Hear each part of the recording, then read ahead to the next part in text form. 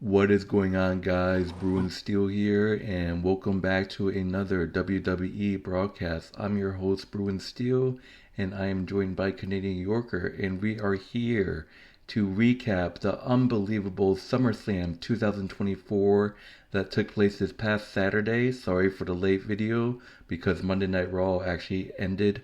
Monday Night Raw was actually yesterday, so it's kind of a little late video. So we apologize, but oh man, SummerSlam 2024 was probably the best SummerSlam I've ever seen, and I kind of called it before, saying that this is gonna be the best SummerSlam. But oh my God, it was crazy. I'm gonna go ahead and say it, but we had four title changes, so that's insane.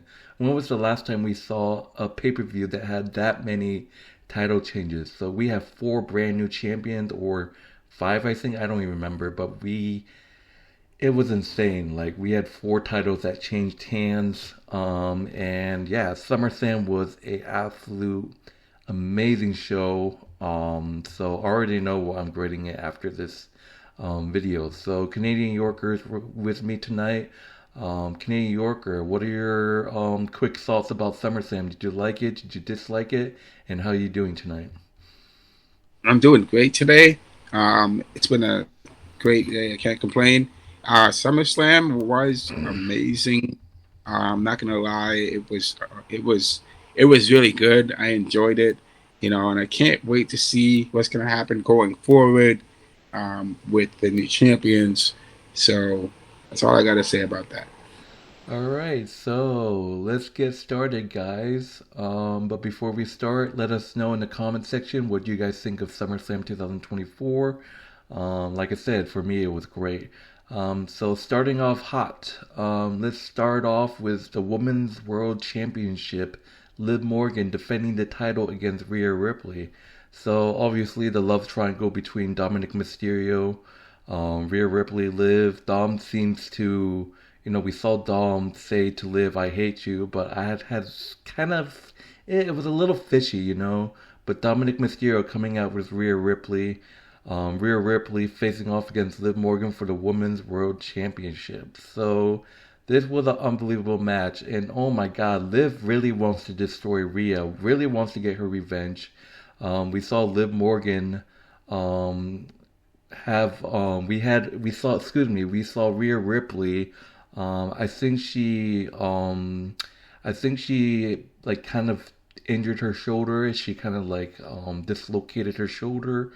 Um, we saw Liv Morgan targeting Rhea's shoulder, and it was not good. Rhea Ripley had an injured shoulder or a dislocated shoulder, and she's just a badass. Rhea Ripley rammed her shoulder into the announce table to pop it back into place, and Liv Morgan was like horrified as Rhea Ripley stormed the ring. So Liv Morgan trying to take out Rhea Ripley's shoulder, and Rhea Ripley said, "Fuck it, I'm just gonna pop it right back in place." And we saw it. Ugh, I saw it. Ugh, it was crazy. Rhea Ripley tried to hit Riptide on Morgan, but countered with a DDT. Rhea Ripley almost won by submission, but Morgan with the crucifix driver and armbar. And basically, Rhea Ripley dislocated his shoulder again because the second time Liv Morgan dislocated it. But Rhea Ripley repeatedly rammed her shoulder into the turnbuckle to put it back in place. Um, and then Liv Morgan tried to get herself disqualified. Like, what the hell? By hitting Rhea Ripley with a steel chair. Rhea Ripley countered it, hitting with Reptile, but then Rhea Ripley picked up the chair instead of going to the pitfall. Like, Rhea Ripley wants to end Liv Morgan.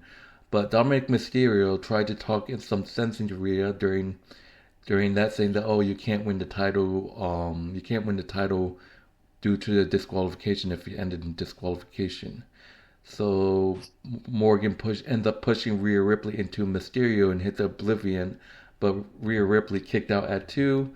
Second distraction, Dominic Mysterio pretending to help Rhea Ripley, but gives the steel chair to Morgan. Liv Morgan hits her finisher, Oblivion on the steel chair, getting the 1, 2, 3.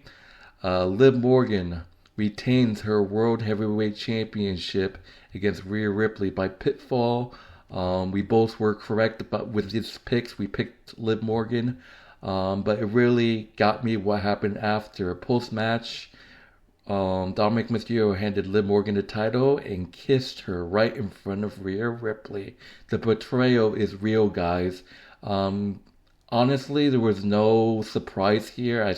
Think everyone expected it. Some people did not expect it, but I saw this betrayal a mile away. And I called it in our prediction video too. So Liv Morgan defeats Rhea Ripley thanks to a betrayal by Dominic Mysterio. Liv Morgan defeats Rhea Ripley by pinfall. Don't get me wrong, it was an amazing match, but oh my god, the betrayal, the way that Rhea Ripley lost was horrible, man. But Liv Morgan gets the job done, beating Rhea Ripley, and all I can say is Liv Morgan has officially completed her revenge tour. So, what are your thoughts on this match, Canadian Yorker? Wow.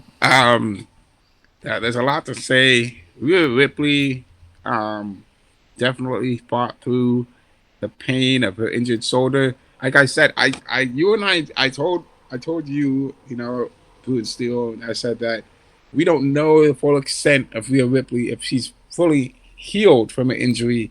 She's still rehabbing that shoulder.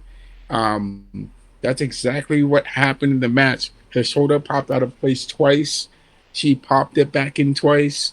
She obviously still needs some rehab with that shoulder going forward. It looks like she's 100%. And, despite that, Rhea Ripley almost got the win on Liv Morgan.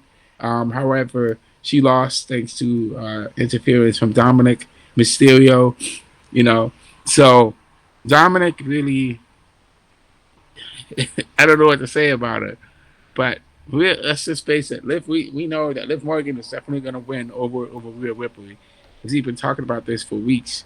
And but what Dominic did, Dominic made us all think that he was with Rhea Ripley, that he's standing by Rhea Ripley, but no, he actually has been won over by Liv Morgan, and we've been speculating this for weeks. Dominic, I didn't know if Dominic was going to turn. I thought Dominic had really turned, but it turns out that he's really been smitten and taken over by Liv Morgan, and this is exactly what Liv Morgan has wanted for this longest time. Ever since she got injured, she's been injured by Rhea Ripley. Rhea Ripley has had this coming for a while, and it just that's all I can say. Rhea Ripley has deserved this for what's coming to her. I'm just saying, she has deserved this. This has been a long time coming. What, 2 years now? Yeah. Yeah, it's 2 years coming. I saw this match happen at SummerSlam a mile away, like Elimination Chamber. I even called this match. I said during our Elimination Chamber video, which I went back to watch, I strictly said SummerSlam, Rhea Ripley versus Liv. So we saw this match a mile away. So. Yep, we saw this coming a mile away. We've been saying every single broadcast, Liv Morgan is definitely taking over the Judgment Day, and she has her supporters now in the Judgment Day. She helped them succeed where they couldn't succeed with Rhea Ripley. So by the it way, is what it is. Made right after the match, this made Damian Priest pissed off at Dominic Mysterio, and it's like, yeah, good luck, Damian Priest. You're getting betrayed too. So that's basically it for the Liv and Rhea. So Liv defeats Rhea by pinfall to retain the world title. So let's move on to the next match. We got Sami Zayn defending the Intercontinental Championship against Bron Breakker, round 2. This was just, look, Sami Zayn put up a great fight, obviously. Bron Breakker actually hurt his shoulder, spearing for the ring post. And then with the Huluman kick, and it was a crazy match back and forth. It was like 5 minutes into the match. At one point, Sami hit Breakker with the Blue Thunderbolt and Exploder. But then Sami Zayn try to this was a overcave match. I think it was pretty short. I don't even remember. But Sami Zayn lighting up Breakker for a match-ending Hamuma kick, but then he was intercepted by a nasty spear. Bron Breakker setting up a spear, intercepting Sami Zayn, and that's what she wrote, guys. Bron Breakker spears Sami Zayn, gets the 1-2-3. We have a new Intercontinental Champion. We both are once again correct with his pick. We both picked Bron Breakker to beat Sami Zayn. Like I said, we got so lucky picking Sami Zayn in their match at Money in the Bank. So Bron Breakker defeats Sami Zayn to win his first major title in WWE. Well, in the main roster. I saw a stat saying that he's the first ever person in his family to win the WWE title besides Steiner and his dad, his uncle, whatever. But I have to see what the stat says. But Bron Breakker defeats Sami Zayn to become the new Intercontinental Championship, and all I can say is good luck to the locker room. You're in for a treat. Like I said, Bron Breakker is the champion. Who is going to stop him? This guy is a beast. This guy is on a rampage. This guy is going to be tough to beat. Bron Breakker, I expect Bron Breakker to have a decent run with the Intercontinental Championship, despite there's challengers that I don't know who could beat Braun. So good luck to the locker room, whoever. Good luck trying to beat this guy. This guy's a beast. I could possibly see Bron Breakker holding to the title until next year's WrestleMania. That's just my thoughts. So Sami Zayn loses his strap. Bron Breakker is your new champion. What are your thoughts in this match? I mean, from the start, we could tell that Sami Zayn put up a fight. Sami Zayn fought with all his height, with all his might, with all his strength. He fought to defend his title as much as he could. But honestly, the first time he beat Bron Breakker, it was by a slim margins. But he beat him nonetheless. He beat him clean. And for him to beat Bron Breakker again, he definitely had his moments. Sami Zayn was shouted out by Bron Breakker for being that fighting champion that he was. After the match when he was at the round table, sitting with the other reporters and talking and answering their questions, he definitely was shouted out by Bron Breakker for his title defenses and stuff. So, Sami set the bar. So Bron Breakker just has to take it to the next level, and that's exactly what he's doing. So I'd say congratulations to him for winning, despite the fact that Sami was fighting with all his might as he could. Bron Breakker was just overwhelmed him, and it was too much for Sami. So just good luck to Bron Breakker going forward, and we can't wait to see and hear more about his title defenses. Alright, so that would do it. Bron Breakker defeats Sami Zayn to become the new Intercontinental Championship. So moving on to the next match. Oh man. This is Canadian Yorker's favorite match, probably the favorite match of the whole SummerSlam. So we got Logan Paul defending the United States Championship against LA Knight. This was a unbelievable match, and I'll wait until you're done. Oh yeah, I want to show this for the camera right here, baby. Remember that. Remember. Oh yeah. Yeah. All right. So like I was saying, so honestly, this was an unbelievable match. Obviously, so I was wrong with my pick. I just felt like Logan Paul could have just won in his hometown, but that wasn't the case. We have to see if there's going to be a rematch. I feel like despite getting my pick wrong, despite me picking Logan Paul, I feel like they're still going to have a rematch despite my pick not being right. So I feel like Logan Paul and LA Knight could set up a rematch at Bash of Berlin, or they could do the rematch at Bad Blood. So I can see it happening, knowing that you showed me an article where Logan Paul's trying to get his title back through for a bunch of lawyers.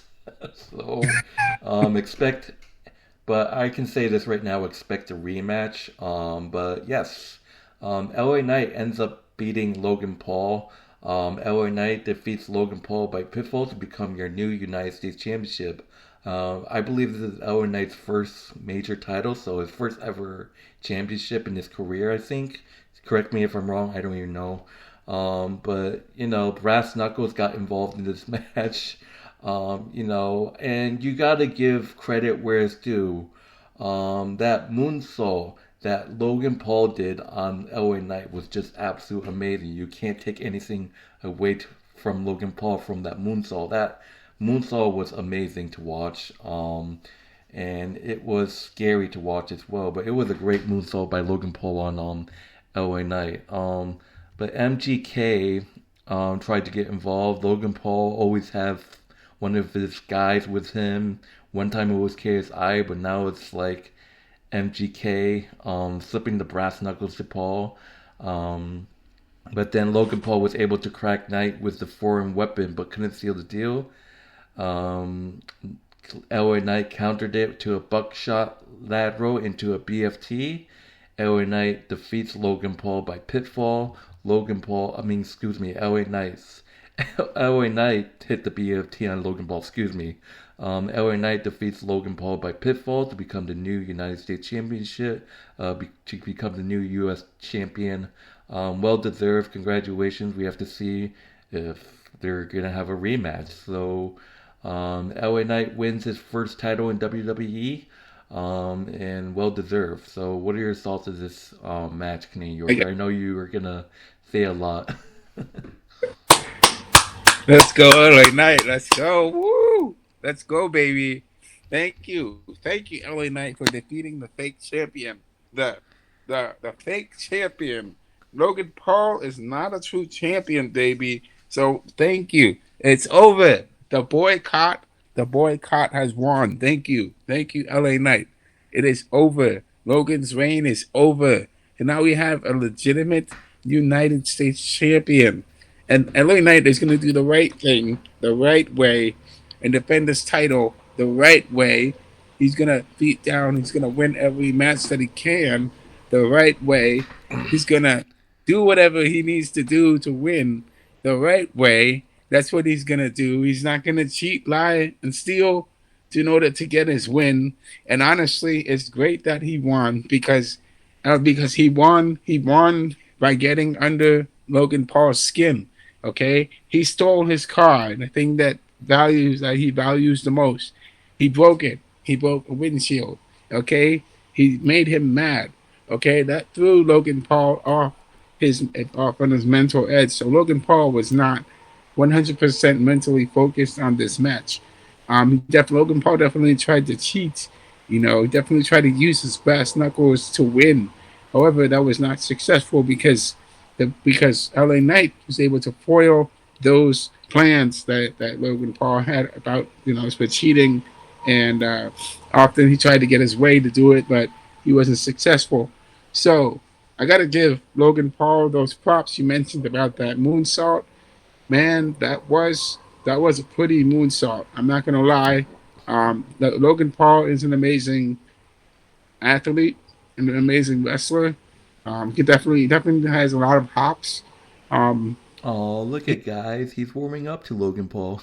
I am not warming up to Logan Paul. I'm just saying that Logan Paul. I'm just giving credit where credit is due. I'm just saying is an amazing athlete. This guy's gonna be so mad if Logan Paul gets a rematch and wins his title back. I am not gonna be happy if he wins his title back. I hope he doesn't win his title back. In fact, I hope he just goes and wins. Well, he works on his business and goes and wins a major title like the world title or the Undisputed. Oh my gosh, no! We don't want to see Logan Paul win a major title. We'll see him win the World Heavyweight Championship or the WWE title. That can't happen. That can't happen at all. You can't see that happening. All right, so LA Knight gets the job done and defeats Logan Paul to become the new United States champion. Well deserved. So, like I said, this SummerSlam was insane. We had multiple title changes. We got Bron Breakker becoming a new champion and now LA Knight. So it's not over, guys. So let's move forward. So talking about the next match, we got Bayley defending the WWE Women's Championship against Nia Jax. So great match. It was exciting to watch. Nia Jax just showed everyone that she is strong. She's the real queen of the ring. Um, and it was just weird. There was no way. I even knew because Tiffany Stratton right here came out with the briefcase, but I was like, no, there's no way she's cashing in. She's just distracting Bayley to win. But oh my God, Nia Jax hit Bayley with her finisher, and Bayley somehow kicked out. I thought that was done, but then Bayley showed some underdog spirit, but struggled off her label. Bayley hit an unbelievable power bomb on Nia Jax from the top rope, lifting the challenger with a power bomb. And basically, Bayley cannot overcome the power in a disadvantage. We've seen the size of Nia Jax. Look at Nia Jax and Bayley. Nia is just 2 times bigger than her. Tiffany Stratton, this is when Tiffany Stratton comes out with the briefcase, allowing Nia Jax the space to hit 2 more power bombs and 2 more Annihilators, finishers. And that's it. Nia Jax defeats Bayley by pinfall to become the new WWE Women's Championship. 3 title change, guys. The SummerSlam was insane. That's 3 now. Nia Jax defeats Bayley by pinfall to become the new WWE Women's Champion. All I can say is we both got this pick wrong. We both picked Bayley. Look, I kind of feel bad that I should have stayed with my original pick. Like I said in my prediction video, my original pick was Nia Jax actually. So a little disappointed because I did pick some risky picks in this pay-per-view. But this was just, I could have just stick with Nia Jax, but oh my God, I messed this pick up. But Nia Jax, I know you're gonna hate this, but Nia Jax is your new champion.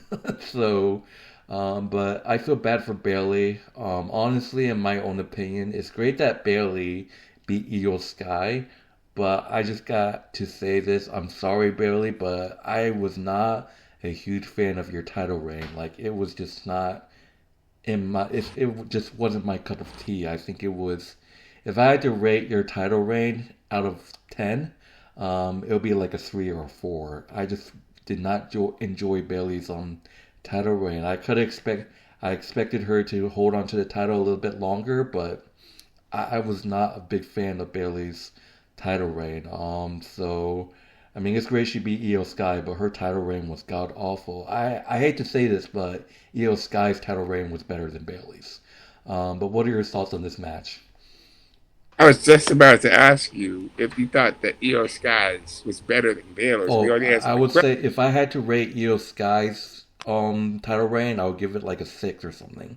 But Io Sky's reign was better than Bayley's. I'm sorry. Like I said, Bayley, I love you and all, but your title reign was like, it wasn't my cup of tea. I'm sorry. But don't worry, I still love you, Bayley. I thought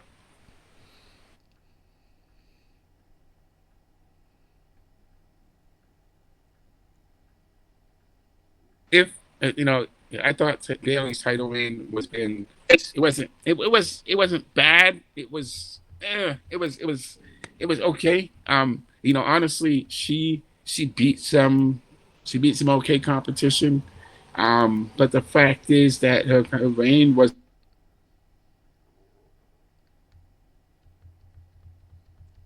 actually beat Nia Jax. It gives her reign a little bit more legitimacy.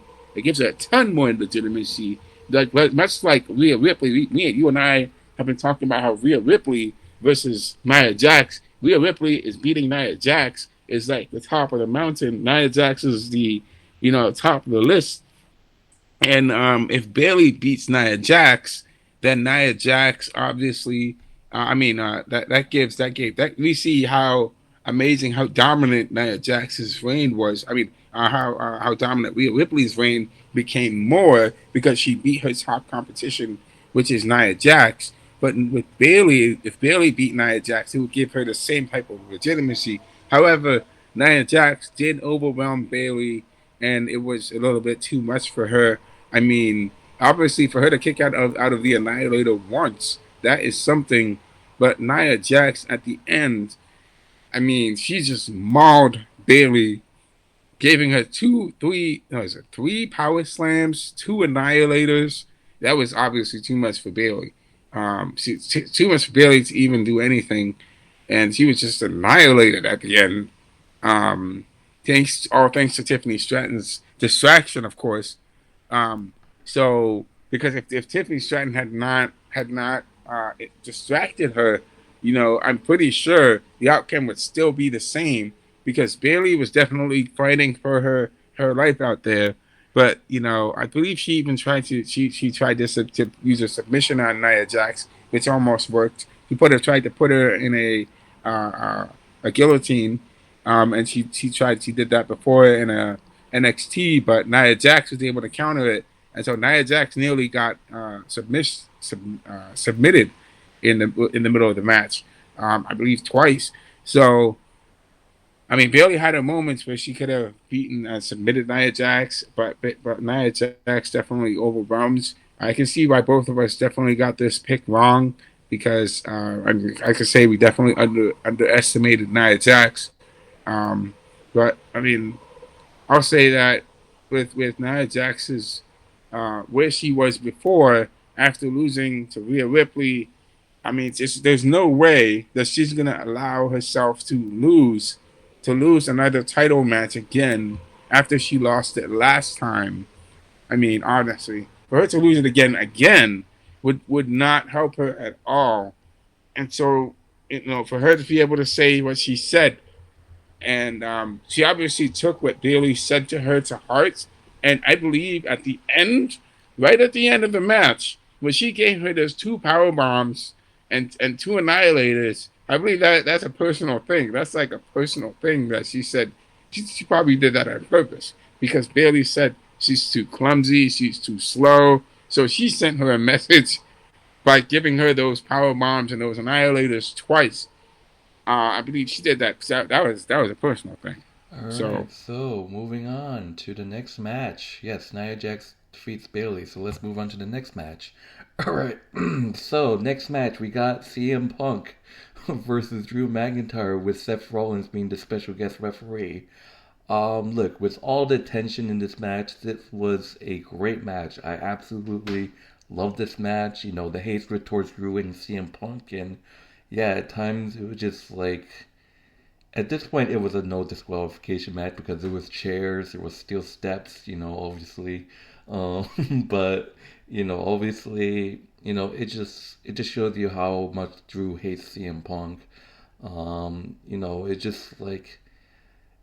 It just like they were just brawling. Punk repeatedly ramming McIntyre's head into the steel steps, and then McIntyre swinging Punk into the announce table. I mean, I don't think the bell even rang. I don't even remember, but it did not look good. At one point, Rollins had a steel chair and almost hit McIntyre in the face with it. But the full story was,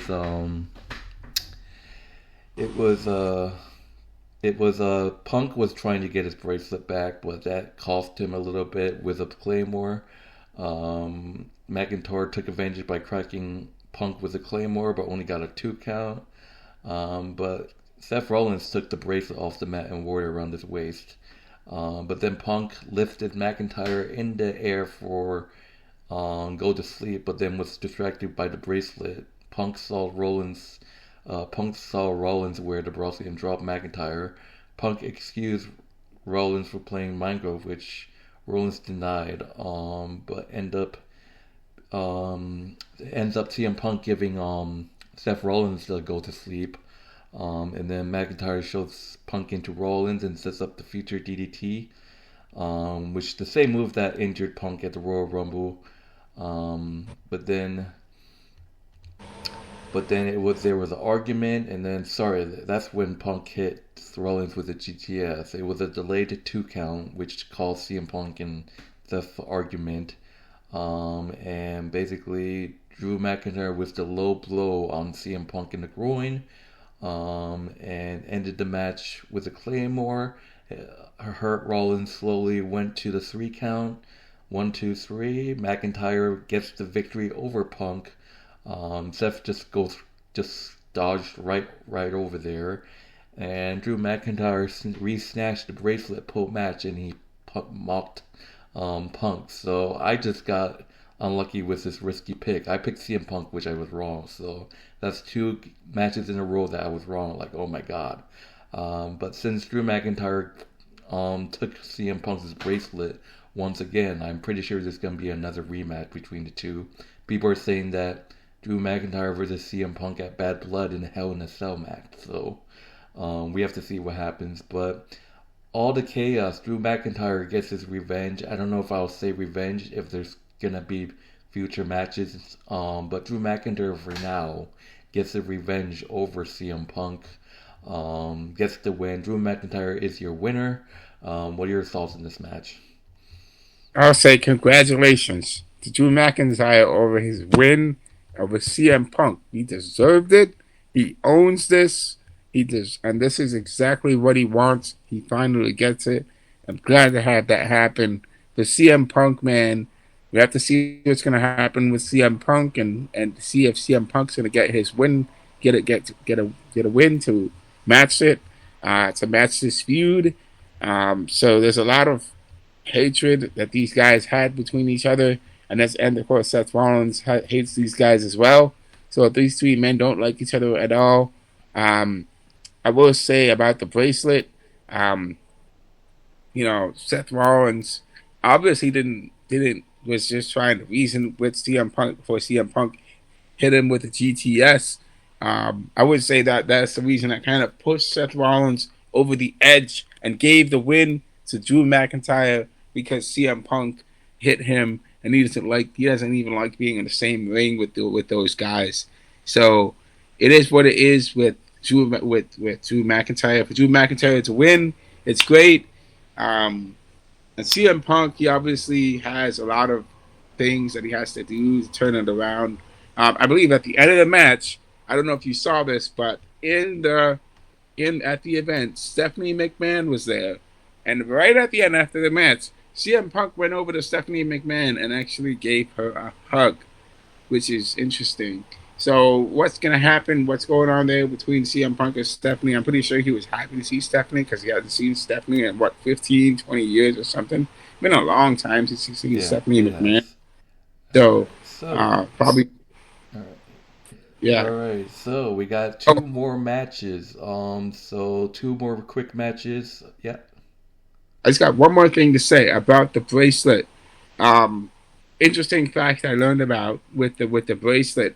So the bracelet was not made by his wife.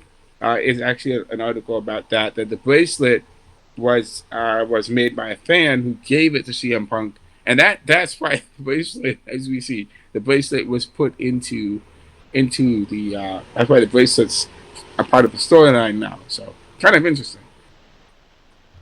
All right, so moving on to the next match is a banger. We got Damian Priest defending the World Heavyweight Championship against Gunther. Hard hitting, guys. It was just chop after chop after chop after chop. Like, I told you this was going to be a hard hitting match. It just seems like Gunther just started bleeding because all that brutal chops done by Damian Priest.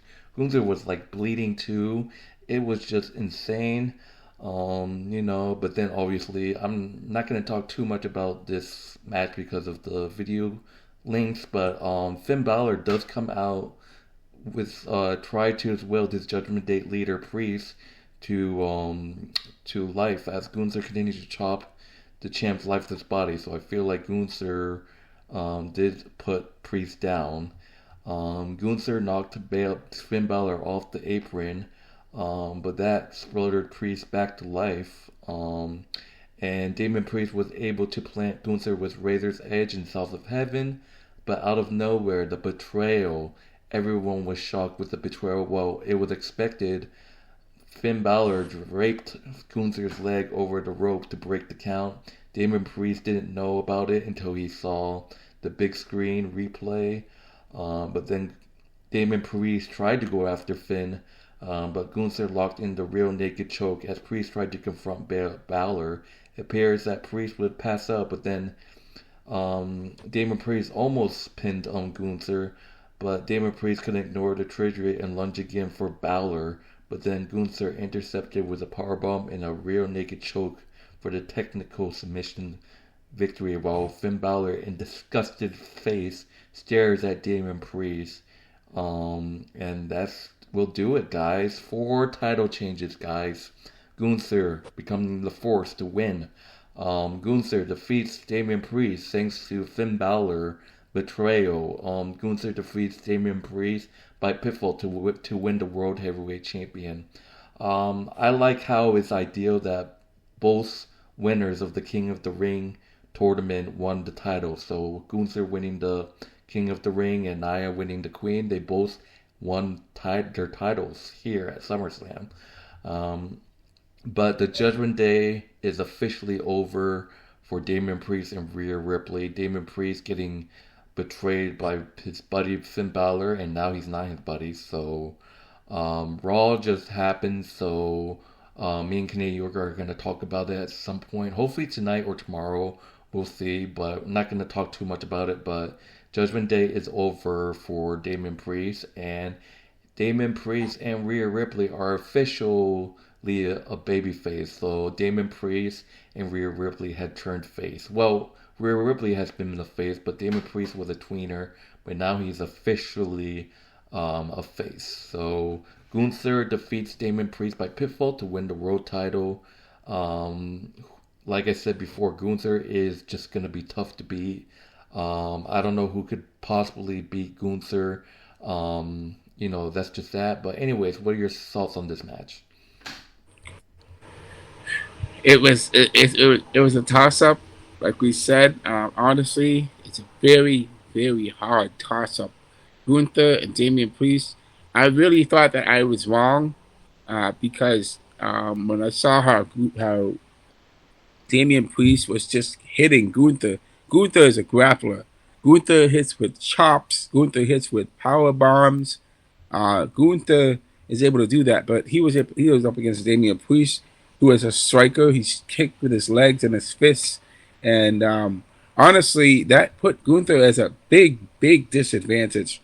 And because he was able to kick him and kick him and keep him at bay and strike him, he was able to overwhelm Gunther a little bit, which made it interesting. I believe that we're not going to see the end of Priest versus Gunther. There's definitely going to be a rematch sometime in the future going forward, because honestly, Priest was giving Gunther some problems, despite the fact that Gunther was hitting him with chops, but Priest wasn't backing down from those chops. He was hitting him really hard with those chops and kicks. And I mean, honestly, I would say that, despite the fact that Gunther also tried a submission on Priest, but Priest was able to get out of the submission twice, which is impressive.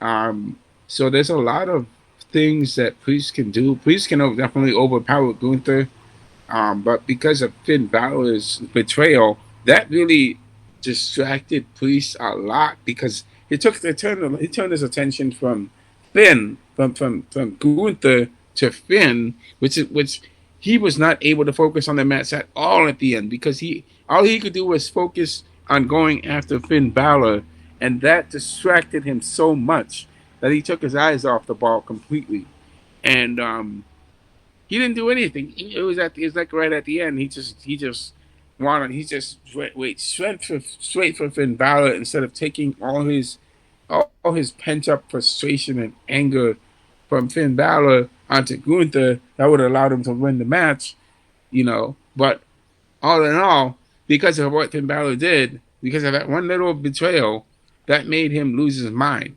And so now we have a brand new world heavyweight champion, and Gunther is not going to let anyone take his throne or take his crown from him. Neither is Nia Jax. So we are gonna be seeing some these guys ruling the reign, having reigns for a Yeah, significant amount of time. you got Gunther, Bron Breakker, and Nia. Good luck with that. But Yeah.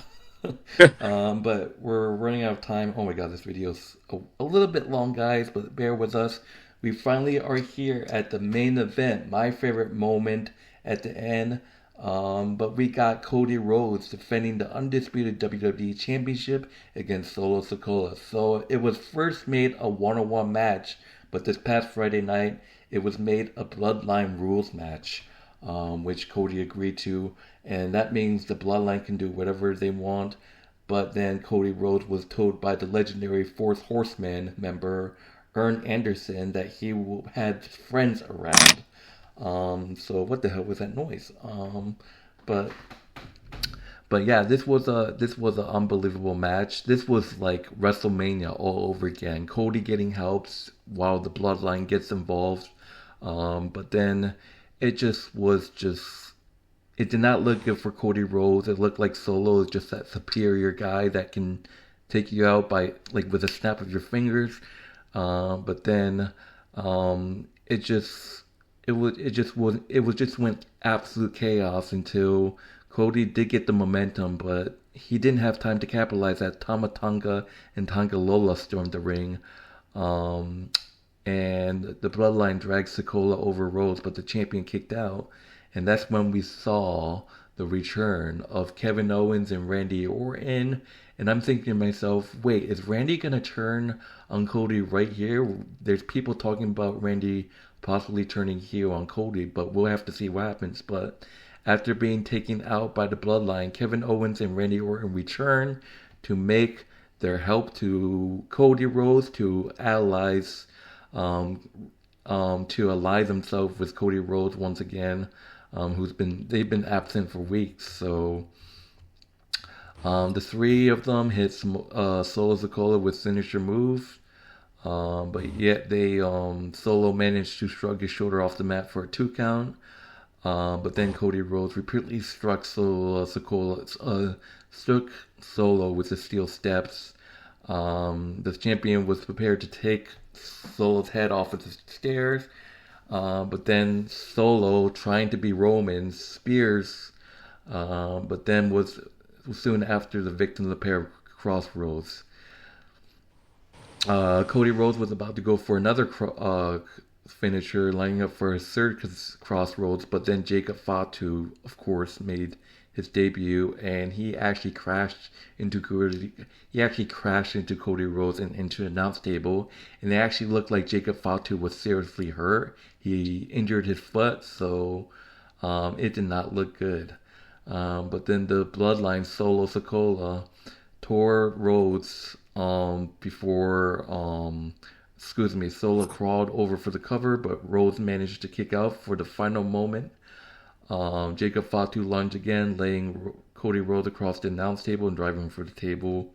But then that's just that. Rhodes hit a Cody cutter, but then both men passed out, and this is it, guys. Roman Reigns returns, baby, with a rematch of his own entrance. That's what I want to see, but people expected Jimmy Uso to come out. But Roman Reigns comes out with a huge ovation. That's babyface Roman Reigns for you guys. Let's fucking go. Roman Reigns music hits. Everyone goes wild. That's my tribal chief right there, man. Fuck you, Solo. But I'm not acknowledging Solo. Fuck him. Roman Reigns, my tribal chief, baby. And he came face to face, hitting Solo Sikoa with a Superman punch. Let's fucking go.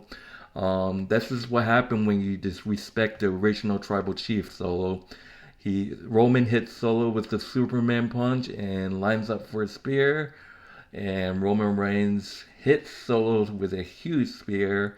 And then Roman Reigns gave Cody Rhodes an acknowledging nod before exiting the ring. which led to Cody Rhodes hitting Solo Sikoa with a match-ending crossroads to retain the title. Wow. And Roman Reigns, looking at Cody Rhodes, I think Roman Reigns wants his titles back, but that's going to be insane to have a face versus face once again, but we have to see what happens. But Cody Rhodes stands tall. Cody Rhodes defeats Solo Sikoa by pinfall.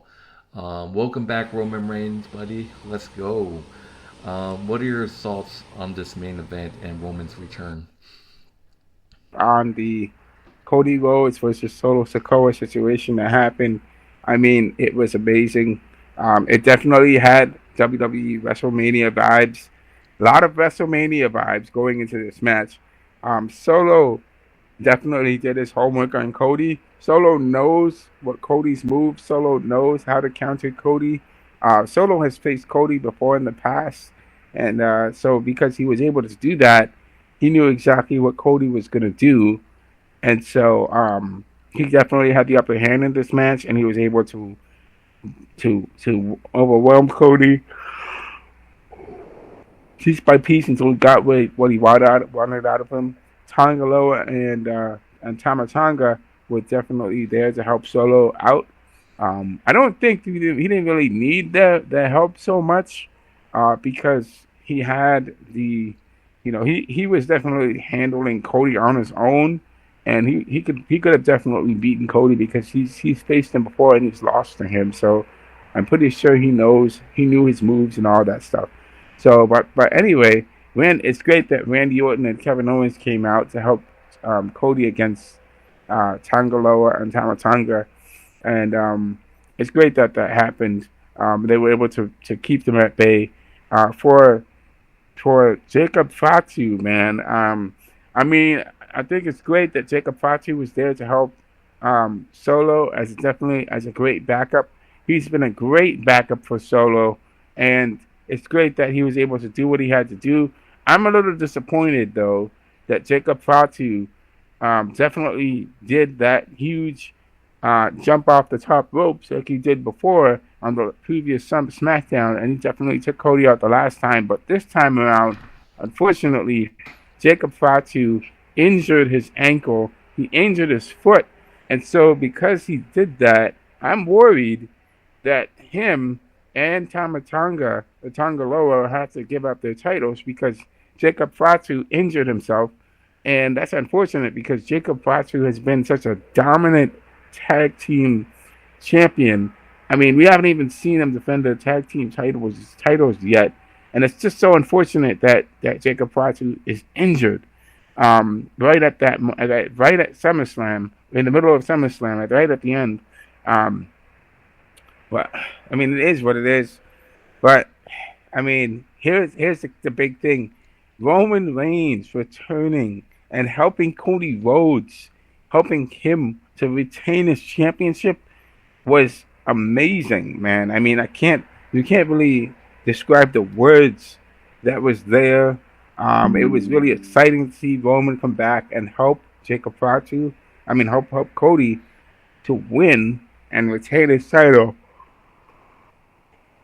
But he didn't do it because he wanted to do it. He did it because he didn't want to see Solo actually win the title over Cody, because that would make Solo Sikoa a legitimate champion going forward. However, if the opposite had happened, if Roman Reigns is only there for the sake of being there to help Solo Sikoa win and become the next tribal chief, like he said he would be, that would make it interesting because that would give Roman Reigns an even higher level of heel status. Okay, after beating Cody Rhodes before and helping Solo to win. If the opposite could have been true, we could have seen this thing go the opposite way. But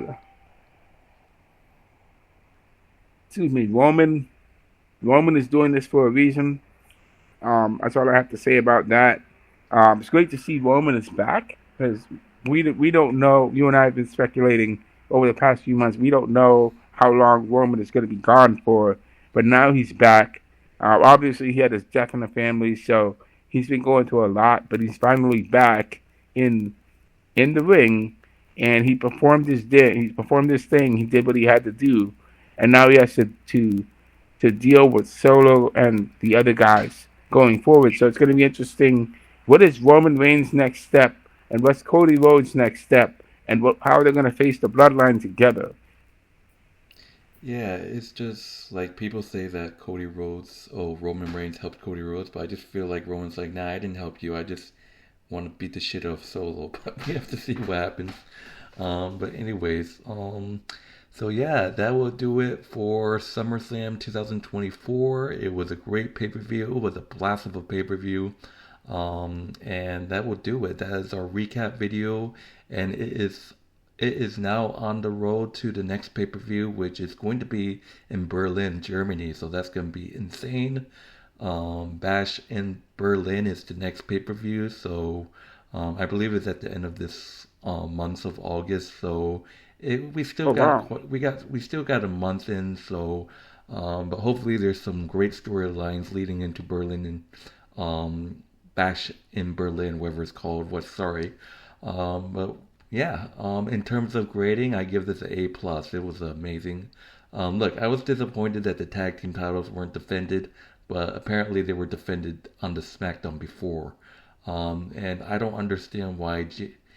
What is wrong with the Raw tag team titles right now? It's like not being defended, like Finn and JD. Like, what is that? But I still give the show an A plus. How about you? I agree. I definitely think that the Smack the SummerSlam was great. I'll give it uh, an A because it was great. Everything was great. There's definitely some shocking title changes that have occurred, and unfortunate that the tag team titles were not defended on the pay per view like they should have been. Um, but honestly, it is what it is. But can't wait to see what's going to happen in the next pay per view with the Bash in Berlin, with all the great matches coming out going forward. Alright, so that would do it, guys. Thank you guys for watching. My name is Bruin Steele. This is Canadian Yorker. Be sure to check out his channel, which the link will be in the description of this video, as well as our WWE Wrestling Bros. But yeah, we are out of here. Thank you guys. I hope you guys enjoyed SummerSlam. We enjoyed SummerSlam. So we will see you guys next time. And we will see you guys in the next broadcast, which I hope is Monday Night Raw. Try to get that done as soon as possible. So see you guys later. Take it easy. Like, subscribe. See you guys later. See you later.